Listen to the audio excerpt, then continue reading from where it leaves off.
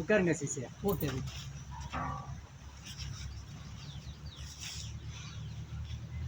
சொல்லுங்க குருவே. சிசியா, நான் சொல்கிறத கவனமாக கேளு. நான் சொல்கிற ஜதியை நீ விரல்களில் தாளம் போடணும். தகத்தும் தகத்தும் தக்க தக்க தக்க தக்க தக்க தக்க தக்க தக்க தக்கத்தும்.